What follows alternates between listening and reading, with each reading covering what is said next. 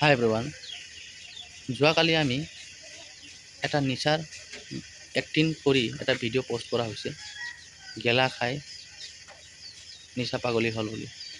তো এই ভিডিঅ'টোৰ উদ্দেশ্য হৈছে কি, আজিৰ তাৰিখে মহিলাই বহুত তেনেকুৱা ঘৰে ঘৰে প্ৰত্যেকটো ঘৰতেই ক'লেও ভুল নহয়, বেছিভাগ মানুহে কি কৰে, ৰাতিপুৱা উঠি ল'ৰা পোৱালীক খোৱা বোৱা বনাই দিব লাগে, স্কুলৰ কাৰণে স্কুলত ধুনীয়াকৈ যাব, তাৰ মাজতে কি কৰে সিহঁতে ৰাতিপুৱা নিজৰ এলকহল ইউজ কৰিবৰ কাৰণে মদ যিটো কয়, মদ খাবলৈ গুচি যায়। আৰু মদ খাই আহি কিনি হিলা ডিলা কৰি ঘৰত আহি সোমাইহি। মই এক্টিং কৰিছোঁ, কেমেৰা পাৰ্চন মনীষাই ধুনীয়া এক্টিং কৰিব জানে, সেইটো কাৰণে মই মনীষাকে এক্টিং কৰিব দিওঁ। একো সি মদ চদ খোৱা নাছিলে তাতে। আৰু কিছুমান ভাবিব পাৰে যিটো ৰিয়েল এক্টিং কৰিছে হয়তো মদ খাইছেই নেকি, খাই এক্টিং কৰিছে নেকি, তেনেকৈ ভাবিব পাৰে, কিন্তু সেইটো নহয়। তেখেতে ধুনীয়া এক্টিং ৰোল কৰে, তাৰ কাৰণে মনীষাক ধন্যবাদ দি আছোঁ।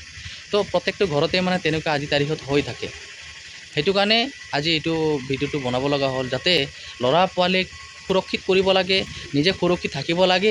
তেনেকৈ ৰাতিপুৱা গৈ কিনি মদ খাই দিনে ৰাতিয়ে খালি মদত সোমাই থাকিব লাগে।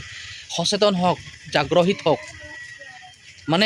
এনেকুৱা ঘৰত আপোনালোকে ল'ৰা পোৱালীক জন্ম দিছে, জন্ম দি কিনি সিহঁতৰ লাইফটো আপোনালোকৰ লাইফটো শেষ কৰিলেই আৰু কি ল'ৰা পোৱালীৰ লাইফো আপোনালোকে শেষ কৰিব বিচাৰিছে নেকি?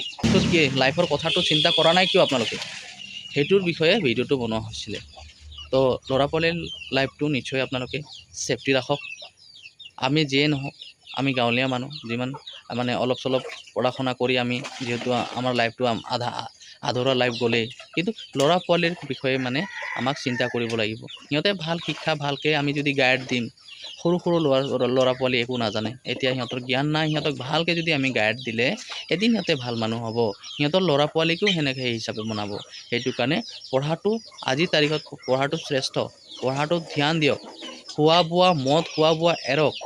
আপোনালোকৰ লাইফটো ইমান ধুনীয়া সুন্দৰ শৰীৰ দিছে, এই শৰীৰটো কিয় আপোনালোকে নিজে নষ্ট কৰিবলৈ লৈ আছে আপোনালোকে কওকচোন।